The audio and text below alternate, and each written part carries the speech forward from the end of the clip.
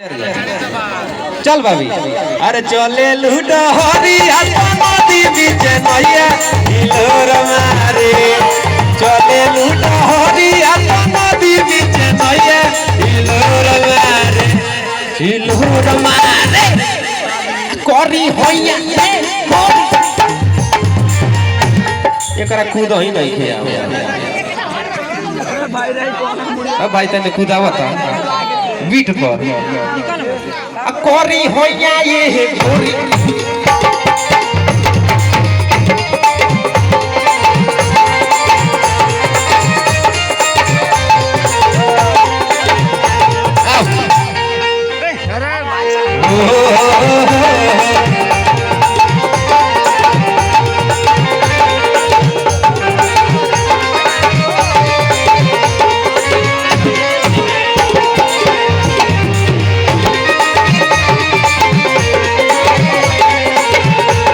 जरा देखे में परेशानी होत होके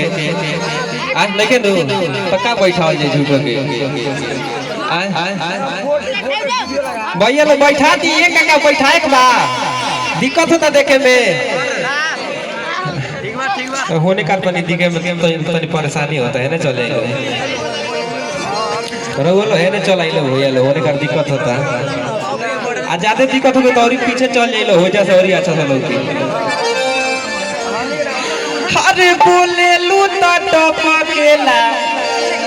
माधवा मिसिरिया ले चुगल चुगल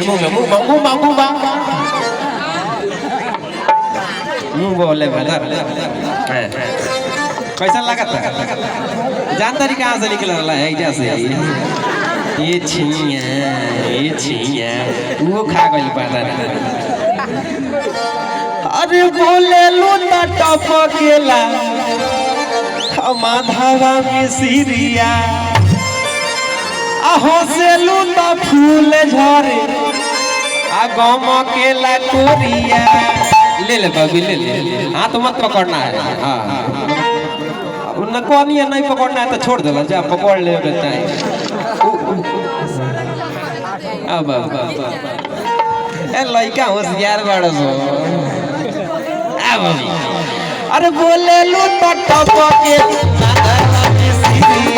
हंसे लूटा फूल झरे गम के लकोरिया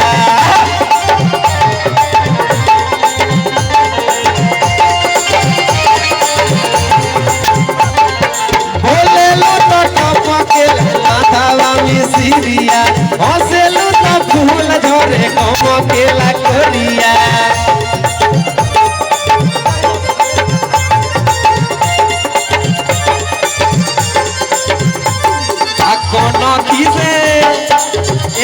छोड़ ज्यादा खींचना नहीं करना है ना तो अबे बोला दे बाबू के तरह आ कोनो खीसे तक क्या कर जाए के बैठा दी लोग के बैठ जाए लोग का तो दिक्कत होता हो नहीं बैठ जाए लो भैया लो जाए दी बैठ जाए लो बैठिए जाए लो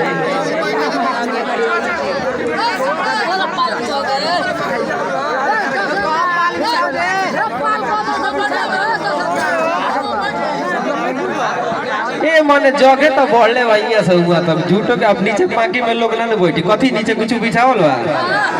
तो का लोग बैठी होने का और तनी से दूर दूर हट जाए लोग के लागे सब के तनी से पीछे हो जाए तनी से पीछे हो जाए हल्का हल्का पीछे हो जाए सब कि कोई जदुआ परोर मारे अरे बाबू तनी आराम से रह दैया ना तो उठा के बैठा दे मकर गोदी में लगबा छटपटा है आ कोनो खिसे ताके लूटा लागे कोई जदुआ परोर मारे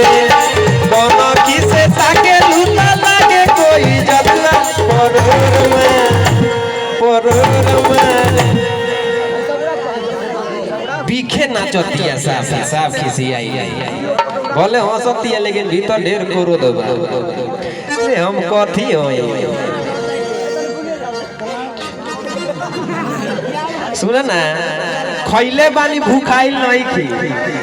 खैले बानी भूखाइल नहीं खी आ यही जा तोहरे खाती हम आइल नहीं खी आ हमारा के देख के ढेर चोना तारू तोहर मुँह देखे खाती हम छाछाइल नहीं खी बुझाई। अरे कोनो खी से ताके लूटा लागे कोई जरूरत